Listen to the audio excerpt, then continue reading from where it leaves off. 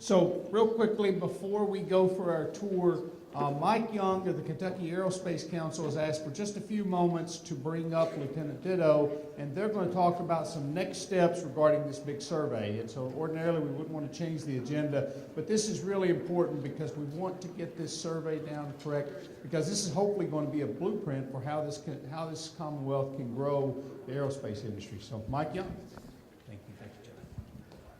Folks, I wish Rocky Adkins was still here because I'd like for us to give him another standing ovation, but he had to leave for another engagement.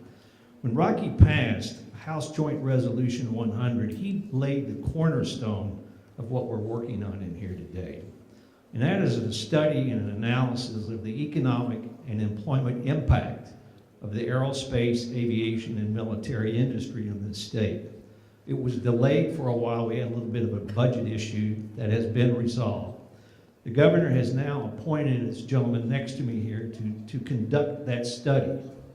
And the only way he's going to be successful in doing that is getting input and assistance from everybody in this room and people you know. We've probably found at least 5 additional aerospace operations in Kentucky that none of us know about by just showing up here today. So I want to introduce you to Lieutenant Stewart Ditto, retired Marine pilot, who's going to be handling this. We need to help him, and I'm going to ask him to make a couple of comments and introduce himself. This is our friend, ladies and gentlemen. Ladies and gentlemen, Mr. Stewart Ditto. Thank you for that introduction. One correction, I'm not a jet pilot. I was an Osprey pilot, so I just wanted to clarify that real quick.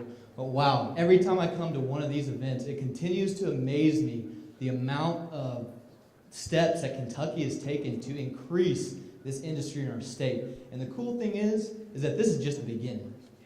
As this industry has grown passively, and as we continue to get more and more active in the aviation and aerospace industry, it is going to grow beyond our expectations. That whole moonshot thing that everyone keeps talking about is just absolutely amazing. So, a little bit about myself. I was a Marine pilot for a number of years, and then got out and got lucky to be part of the Commission for Military Affairs here in Kentucky and get to manage 4 statewide studies, this being the major piece of it. One of the other studies we just completed was on UAS and drones, and that's kind of going to be put in underneath this larger aviation study that we're going to do. Now, the larger study, it's kind of, in my mind, broken into 3 parts. The 3 things that I want from it is, number 1, with our legislators, with our state government, for them to understand the impact that this industry has already had. What do we need to enact in the legislature to continue to grow the industry? What economic incentives we can do to continue to bring more companies to our great state? The other side is education. And as we've heard numerous times, Kentucky already has a great base of aviation aerospace education, starting from grade school through high school up through college. So we want to continue to grow that. We want to continue to develop that. We want to label it, highlight it in this study, what we already have, and then also look at what else we need. Our young people are the future, but we also need to re-educate a lot of people who are in other industries or are in aviation and aerospace industries but need to move to another facet of it. So certification programs, those types of things. And then the last piece is our infrastructure. And as he talked to you before, that's the biggest part that I need help with, is understanding all the different companies within the state of Kentucky that are involved in aviation and aerospace manufacturing. A lot of these companies, it may be just one part of their industry is selling brake pads or some aluminum piece that goes on an aircraft.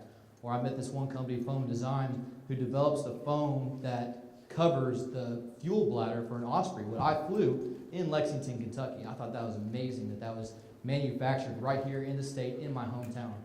So the biggest thing is spreading the news of this study, letting people know that this is out there, and getting that information as far as what other aviation manufacturers there are in the state, so that we can ensure that we have a complete supply chain map of the players and stakeholders within the state.